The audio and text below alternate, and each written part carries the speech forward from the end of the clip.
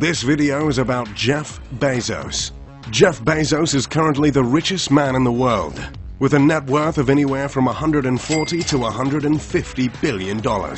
He's one of the few men to hear Dr. Evil demand $100 billion and think he should aim a bit higher. He attended Princeton University and spent some time working at a hedge fund on Wall Street.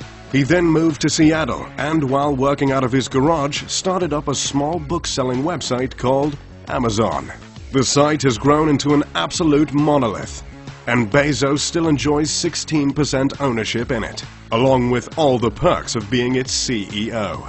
There's a lot one can do with $150 billion, and Bezos has spent his money in plenty of interesting ways. Here are the top 10 things Jeff Bezos spends his money on. The largest house in Washington, D.C. In 2016, Bezos purchased the largest mansion in Washington, D.C., paying $23 million in cash to make it his own. It's actually an old textile museum and consists of two homes, entitled The Pope and The Wood, respectively. Both are over 100 years old and connected by a walkway. Overall, the mansion stretches out over 27,000 square feet, which you might think would be more than enough for anybody. Jeff Bezos, however, would disagree, as his goal is to make the place even bigger. In April 2018, the Washingtonian obtained blueprints for the extension Bezos has in mind for his new, not-so-humble abode. Costing an additional $12 million, Bezos is looking to add until his mansion has 25 bathrooms, 11 bedrooms, 5 living rooms, 3 kitchens, and a gigantic ballroom, among other amenities. Bezos wants his home to be the ultimate in DC socializing, and with digs like that, he's sure to meet his goal. But a globe-trotting celebrity like Bezos can't simply settle for one house. Rather, his DC mansion is simply his 5th home, as he currently owns estates all across the United States. He owns a 2-home property in Medina, Washington State, a 2-home property in Beverly Hills, California, a ranch house in Van Horn, Texas, and several condos in Central Park, New York City, along with his DC mega mansion. The space race. Running Amazon isn't Jeff Bezos' only passion. He also, much like fellow billionaires Elon Musk and Richard Branson, is fascinated with space, particularly space tourism. This fascination was sparked when Bezos was just 5 years old and watched the Apollo moon landings. And in 2000, Bezos founded the company Blue Origin, whose goal is to someday make space travel affordable for all. Recognizing that sending people into space is expensive, Bezos sells off roughly $1 billion of Amazon stock every year to fund Blue Origin, reports the New York Times. The venture appears to be paying off, as their 9th test flight on July 18, 2018, carried actual people 393,000 feet into the air, past the 380,000-foot mark that is considered the border between Earth and space. The company hopes to have actual customers touring space sometime in 2019. Bezos' love of space isn't limited to mere tourism. He also uses his money to preserve space travel's past. As an example, in 2013, he financed the recovery of pieces of rocket engines from those pivotal Apollo missions that landed men on the moon. These pieces had sunk 14,000 feet down in the Atlantic Ocean, deeper than even the Titanic had sunk. One of these pieces, a restored F-1 booster from Apollo 12, was donated by NASA to Seattle's Museum of Flight in 2015, at Bezos' request. A Gulfstream G-65ER jet. For someone worth such an insane amount of money, it's surprising that Jeff Bezos' personal methods of transportation are so humble. Most famously, after taking Amazon public and amassing over $12 billion in the process, Bezos still insisted on driving to work in the most modest of vehicles, a 1996 Honda Accord. By 2013, he was still driving a simple Honda, albeit a bigger one. It's all part of his drive, too. As he explained to 60 Minutes in 1999, spend money on things that matter to customers, and not spending money on things that don't. But that doesn't mean Bezos is completely devoted to frugality in his travels. He spares no expense for occasions when driving a Honda simply won't cut it, such as when he must fly. Not only does Bezos take a private jet, he owns said jet through his holding company, Poplar Glen. It's a top-of-the-line 2015 Gulfstream G650ER, valued at an incredible $65 million, and has been touted as the longest-range business jet in the world, according to the Robb Report. It can reach speeds of Mach 0.925, or 704 miles an hour, and can travel 7,500 nautical miles without needing to refuel. The plane's insides are pure luxury, with incredible spacious and comfortable seating, as well as a cabin that gets completely new fresh air every 2 minutes. So many investments. It's hard to spend $150 billion on yourself, so Jeff Bezos instead spends it on multiple investments across various fields. He even has a website, BezosExpeditions.com, devoted to tabulating his many investments. As is befitting a man who made his billions online, Bezos is big on investing in technology, particularly the kind that helps connect people and keep them informed. He's put money into Twitter, given over $50 million in venture capital to Business Insider, and invested in social platforms like TeachStreet, which helps provide students with information about classes and teachers in their area, ZocDoc, which helps people find affordable doctors in their area, and Nextdoor, a social media site devoted to happenings in one's local neighborhood. Bezos' investments often pay off greatly. In the case of Workday, its initial public offering after going public, thanks to Bezos' investment, earned the company $684 million. Bezos is also a fan of investing in travel companies as well. He put $112 million into financing Airbnb and invested $35 million into Uber. Then there's the more traditional investments, such as print news. Through his group Nash Holdings LLC, Bezos purchased the Washington Post in 2013 for what was reported as $250 million. Since then, he's worked to change the Post from a traditional and declining ink and paper business into a web-savvy and data-driven company that, in 2016, published over 1,200 articles a day. Interestingly enough, Bezos doesn't just invest in future-sounding tech. He also has an affinity for traditional retail, as evidenced by his investment in Glassy Baby. They make handcrafted glass-bone holders for votive candles, those short, thick candles often seen at a church, and something about them clearly caught Bezos' eye. Real estate.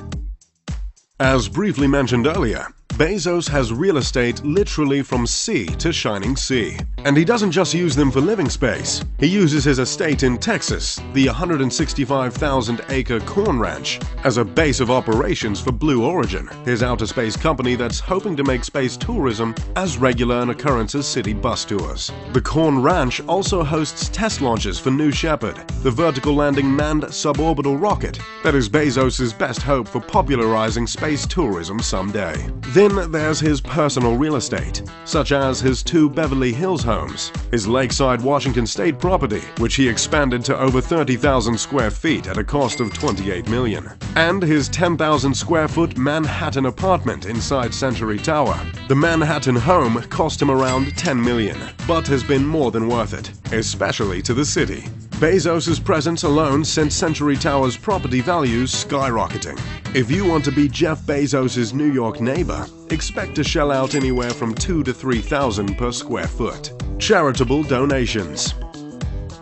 With more money than anyone in modern history, it would be a shame if Jeff Bezos didn't use at least some of it to help others. Fortunately, he does exactly that, investing small fortunes and giving back to his community and the world in general. For the most part, Bezos gives back by making it easier for people to further their education, particularly those who otherwise would not have the financial means to do so. In September of 2018, he launched the Bezos Day One Fund, where he would pledge $2 billion to support homeless families through ventures such as building high-end, Montessori-style preschools in low-income neighborhoods. In addition, his Bezos Family Foundation funds many in educational projects, such as Vroom, Students Rebuild, and Mind in the Making. Plus, he personally has donated millions of dollars to educational facilities, such as the Seattle Museum of History and Industry, not to mention Princeton University, his alma mater. What's more, Bezos is using his money to help kids caught in an immigration loop. In January 2018, he and his wife Mackenzie donated an incredible $33 million to the Dream US. The Dream is a group that strives to help dreamers, undocumented immigrants brought to the US as children, to get to college and realize their untapped untapped potential. With that money, the dream will be able to award scholarships to 1,000 high schoolers with DACA status, who might otherwise have slipped through the cracks thanks to US's current battle with immigration. A very early form of Google. It's common thinking that Jeff Bezos is worth $150 billion thanks entirely to Amazon. That's not entirely true, however. Even if Amazon had ultimately tanked like so many other late 90s dot-coms, Bezos likely would have been a billionaire many times over thanks to an early investment in, of all things, Google. In 1998, Bezos was still working hard at establishing Amazon as a legitimate long-term venture when he bought out an Indian delivery service called Zhongli. While that venture proved a failure, it did introduce Bezos to a man named Ram Shriram, who was concurrently advising two Stanford students, Larry Page and Sergey Brin, during their attempts to launch a brand new search engine called Google. Shriram introduced Page and Brin to Bezos, and after a single demonstration of Google, the Amazon CEO decided he wanted to invest. However, by this time the initial investing period had ended. Under normal circumstances, Bezos would be out of luck. Luckily, however, Jeff Bezos does not operate under normal circumstances. Thanks to just a few years of running Amazon, he was already worth $1.6 billion.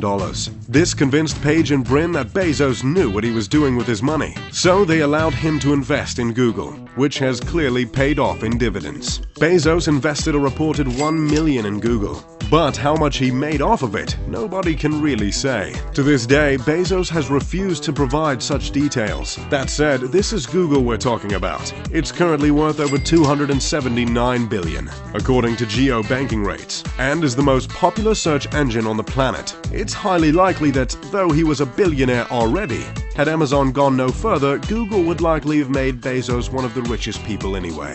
A 10,000-year clock. Some of Jeff Bezos' money goes to downright unusual ideas. For example, he wants to build a giant clock that will run for 10,000 years. Most likely, it would outlast our current civilization.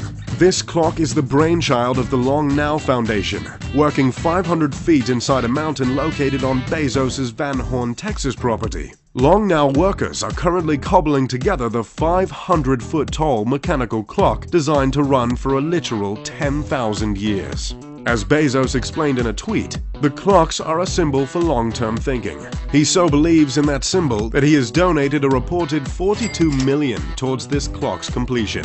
It's an ambitious project to be sure, especially considering he nor any of the Long Now employees will be around to know for sure if it works. But to Bezos, that's the point. As he told Wired, over the lifetime of this clock, the United States won't exist. Whole civilizations will rise and fall. New systems of government will be invented. You can't imagine the world, no one can, that we're trying to get this clock to pass through. Incredible security. Being the richest man on the planet means you're in the public eye far more than the average person, and Bezos realizes just this. So he spares no expense when making sure he and his family are as safe and secure as possible. Recently, Fortune reported that in 2016, Amazon spent an incredible $1.6 million on security for Bezos. That figure, by the way, is for his own private security, as per an Amazon filing with the Securities and Exchange Commission. He already has public security at all Amazon facilities. Amazon's justification for such an expensive secondary security force was that Bezos really didn't earn much money that year. His base salary is actually relatively low, a reported $81,840 per year. And he apparently didn't receive any stock options in 2016.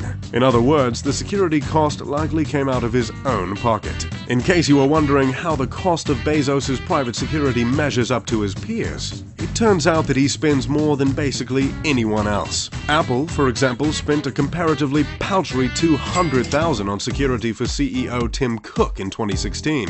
Even companies like Oracle, who in 2015 reportedly spent $1.5 million in security for founder Larry Ellison, fall short compared to how much Bezos is willing to spend on keeping himself safe. A chunk of Seattle. Jeff Bezos technically doesn't own all of Seattle, but at this point, he might as well. His real estate holdings in Amazon's base city are massive. In 2012, Bezos purchased close to a dozen buildings, comprising nearly 2 million square feet of office space. He turned them all into Amazon's South Lake Union headquarters. This purchase, which cost $1.5 billion, instantly made Amazon one of the top commercial property owners in Seattle. But the company wasn't done. In the same year, Amazon spent $200 million to purchase a 3-block space in Seattle, known as the Denny Triangle, for even more office space. 2 years later, they spent $50 million on a 4th block for their triangle. All this resulted in Seattle Times reporting that, as of late August 2017, Amazon owned as much office space as 40 other Seattle companies combined. The Seattle offices, by the way, are incredible, definitely worthy of bearing the Amazon name. Bezos very likely designed the unique futuristic architecture and innovative biospheres to help his Amazon employees stay motivated. And if they never stop creating and evolving, they will ensure Amazon never stops thriving. And Jeff Bezos never stops having near limitless funds to help the world in any way he sees fit. As always, I'm Mr. Luxury. If you enjoyed the video, make sure to like and subscribe. And if you're looking for more luxury content, make sure to check out my channel in the description below.